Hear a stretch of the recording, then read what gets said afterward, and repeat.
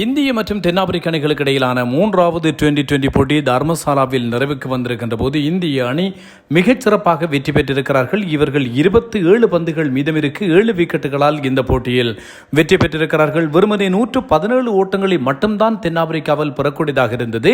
ஆரம்ப power play ஓவர்களுக்குள்ளேயே இவர்கள் மிக பெருமளவிலே தடுமாறி இருந்தார்கள். ஹர்ஷித் ராணா 2, ஹர்ஷ்தீப் சிங் 2 என்று சொல்லி விக்கெட்டுகளை சரித்திருந்தார்கள். ஒரு கட்டத்தில் பவர் பிளே ஓவர்கள் முடிகின்ற போதே தென்னாப்பிரிக்கா இந்த போட்டியில் வெற்றி பெறுவது சிரமத்துக்குரியதாகத்தான் இருக்கும் என்கின்ற கணிப்பு வருகின்ற அளவிற்கு தென்னாப்பிரிக்கா சுருண்டு போயிருந்தது என்பதும் கவனிக்கக்கூடிய ஒரு விஷயம். 117 ஓட்டங்கள் பெற்றுக்கொண்டார்கள்.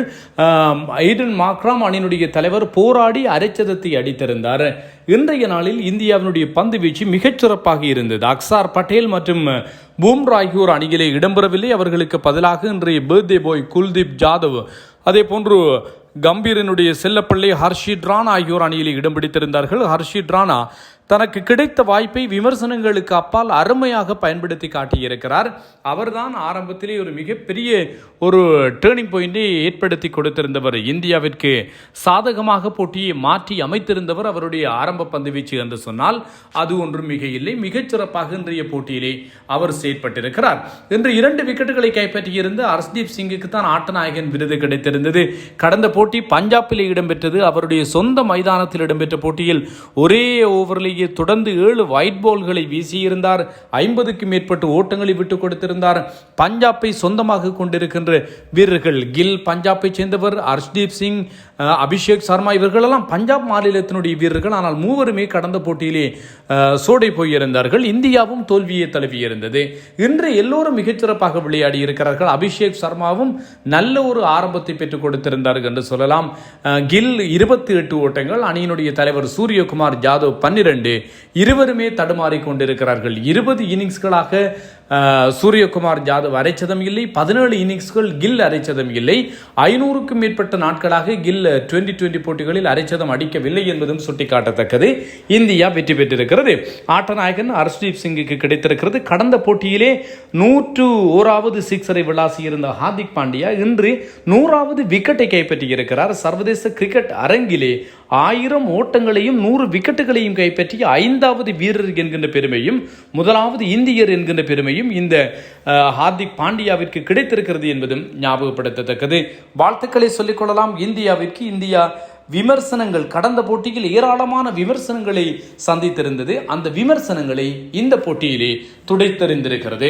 32வது போட்டியில் வருண் சக்கரவர்த்தி 50வது விக்கெட்டை கைப்பற்றி இருந்தார் என்பதும் ஞாபகப்படுத்தத்தக்கது.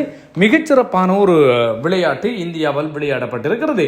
இதே போன்று பாகிஸ்தான் மற்றும் இந்திய அணிகளுக்கு இடையிலான 19 பேருக்கு உட்பட்ட ஆசிய கிண்ண போட்டிகள் இடம்பெற்று வருகின்றன. அபுதாபியில் இடம்பெற்று வருகின்ற இந்த ஆட்டங்களிலே இந்தியா வெற்றி பெற்றிருக்கிறது. 241 ஓட்டங்களை இந்தியா பெற்றிருந்தது. வைபவ் சூரியவன்சி கடந்த போட்டியிலே 171 ஓட்டங்களை பெற்றுக் கொண்டவர். ஆனால் இந்த போட்டியிலே அவரால் மிகச்சிறப்பாக விளையாட முடியாது போனது.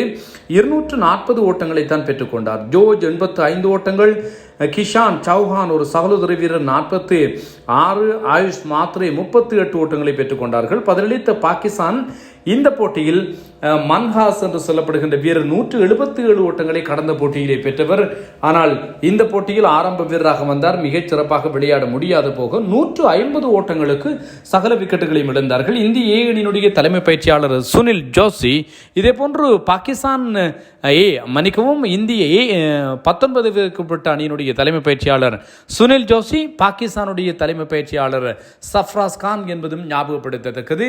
கிஷான் சௌஹான் என்று சொல்லப்படுகின்ற ஒரு வீரர் இன்று பாகிஸ்தான் வீரர் ஒருவரினுடைய சப்பாத்து லேசை கட்டிய காட்சிகள் சமூக வலைத்தளங்களிலே பாராட்டுகளோடு பகிரப்படுகிறது. 2 அணி வீரர்களும் கைலாக கொடுக்க மறந்தாலும் கூட இந்த விஷயம் என்பது சமூக வலைத்தளங்களிலே பாராட்டி புகழப்படுகிறது என்பதும் ஞாபகப்படுத்தத்தக்கது. 2 அணிகளும் கடந்த போட்டியிலே வெற்றியை பெற்றிருந்தன.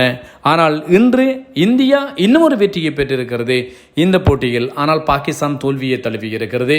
இந்த போட்டிகளை பொறுத்தவரையில் 5வது மூன்றாவது வெற்றியாக இந்த ஆண்டிலே இந்திய பாகிஸ்தான் அணிகளுக்கு இடையிலான போட்டியிலே பெறப்பட்டிருக்கின்ற வெற்றியாக கருதப்படுகிறது. ஆசிய கிண்ண போட்டிகள், மகளிர் உலக கிண்ண ஆட்டங்கள், 2020 போட்டிகள் என்று சொல்லி அப்படியே தொடர்ச்சியாக பார்த்தால் 5 ஞாயிற்றுக்கிழமைகள் இந்திய பாகிஸ்தான் அணிகளுக்கு இடையிலான போட்டி. இதிலே இந்தியா தான் வெற்றி பெற்றிருக்கிறது என்பதும் ஞாபகப்படுத்தத்தக்கது. வளர்முக வீரர்களுக்கு இடையிலான எமர்ஜிங் ஏசியா கப் போட்டிகளிலே இந்தியாவை பாகிஸ்தான் தோற்கடித்திருந்தமையும் இங்கே ஞாபகப்படுத்தத்தக்கது. இது எவ்வாறாயினும் கூட இளசுகளுக்கு இடையிலான ஆட்டமும் கூட விறுவிறுப்பான ஆட்டமாக மாறி ரசிகர்களுக்கு விருந்து படைத்துக் கொண்டிருக்கிறது என்பதும் நினைவுபடுத்தத்தக்கது. இதே போன்ற இன்னும் ஒரு போட்டி ஐக்கிய அரபு அமீரகம் மலேசிய அணிகளுக்கு இடையிலான போட்டி. இந்த போட்டியிலே ஐக்கிய அரபு அமீரகம் 78 ஓட்டங்களால் வெற்றி பெற்றது. ஐக்கிய அரபு அமீரகம் 298 ஓட்டங்களை பெற மலேசியா 220 ஓட்டங்களுக்கு சகல விக்கெட்டுகளையும் இழந்திருக்கிறது என்பதும் ஞாபகப்படுத்தத்தக்கது. இன்னும் ஒரு காணொலியில் சந்திப்போம். சந்திக்கும் வரை விடைபெறுவது தரணிதரன்.